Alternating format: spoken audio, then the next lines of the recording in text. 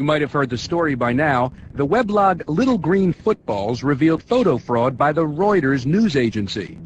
This Reuters photo ostensibly shows smoke rising from Beirut after an Israeli attack. But a closer look shows unnatural repeating patterns in the smoke. It turns out that the Reuters photographer used photo editing software to add more smoke to the image to make the damage to Beirut seem greater than it really was. Reuters publicized the photographer's claim that he was, quote, trying to remove dust marks and that he made mistakes due to the bad lighting conditions, end quote. Yeah, right. In recent weeks, dozens of fake news photos have emerged from Lebanon, each one inflating the degree of damage with the effect of harming Israel's image in the public eye. Here's an example of falsely orchestrating events courtesy of the New York Times. This New York Times slideshow shows a bombed-out building in Lebanon. Notice the man on the right, without a shirt, wearing a distinctive green hat. Here he is again, assisting at the scene. Here's the same guy, this time posing as one of the dead victims, being pulled out of the rubble. And there's his green hat concealed at his side. Check out this example. This photo shows a woman at the wreckage of her Beirut apartment. Notice the date this photo was issued, July 22, 2006.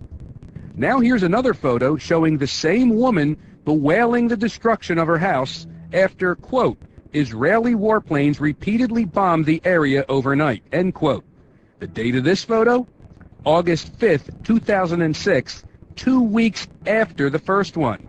Yes, it's the same woman, same clothes, same scar on her left cheek, same mark under her right eye. Was her home demolished twice, 2 weeks apart? Check out this one. U.S. News and World Report ran this cover photo of a Hezbollah fighter overlooking a fire in Beirut. Reuters photo caption said that, quote, wreckage of a downed Israeli jet billows smoke near Beirut, unquote.